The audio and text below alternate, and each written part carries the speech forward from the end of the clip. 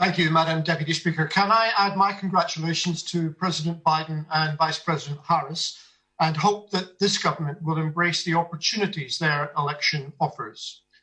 After this week's urgent question on the government's failure to maintain an EU visa exemption for performers, everyone must now be aware just how big a kick in the teeth this is for our music industry. The Minister wrung her hands but had nothing to say about rectifying the situation. So when can we have a debate so that we can demand that the government go back to the EU and negotiate a new scheme? And keeping with the consequences of Brexit, let me turn again to fishing. Last week, the leader grabbed the headlines with his jokes about happy fish. I hope he will now take it more seriously.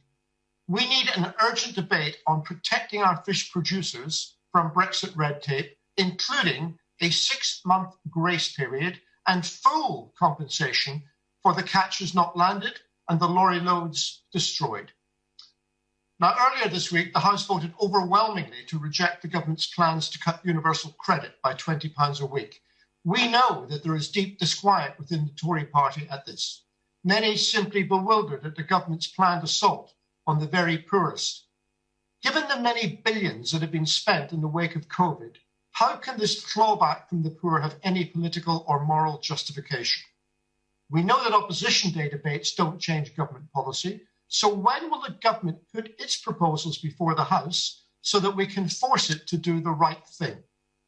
And finally, in the week when the 19th Scottish opinion poll reports majority support for independence, I ask again for a debate on this Parliament's response. Yesterday, George Osborne, a man whose intervention single-handedly boosted yes support in the last referendum, demanded that the government ignore democratic decisions. He seems to believe that if this union cannot be maintained by consent, it must be maintained by coercion. If this is becoming the government's view, surely this Parliament should discuss it. Leader of the House. Thank you, Madam Deputy Speaker. As regards the musicians' requests, I refer the honourable gentleman to the answer I gave to the shadow leader. What the British government asked for, what the British government offered was generous, and it was refused by the European Union.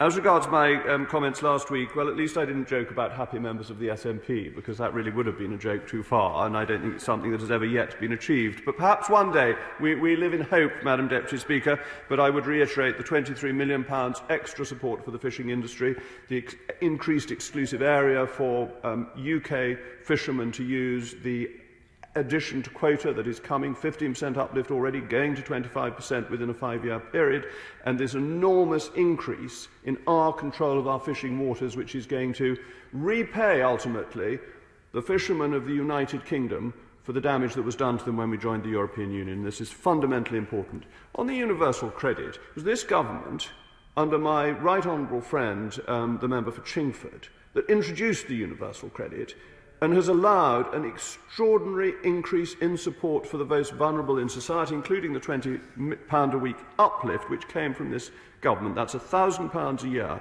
In addition, a £170 million winter grant scheme, £380 million in free school meal vouchers in the summer, increasing the national living wage, an extra £670 million for councils to help families pay their local bills, supporting the most vulnerable families with a £165 million for Troubled Families programme.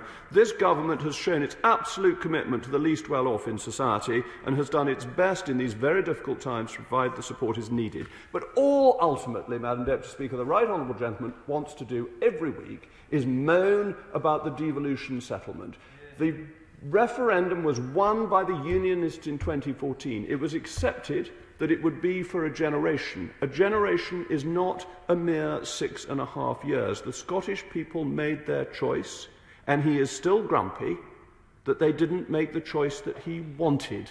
This Parliament respects the free choice that the Scottish people made more than he does, and when the SNP is in such an awful muddle with its rows and disagreements with Mr. Salmond and Miss Sturgeon getting together like cats in a sack, if that's the people who fight, it is a most disagreeable spectacle, and that is why the Union is something that we should all support and not leave it to the dangerous activities of the SNP. We now go to Sir John Redwood.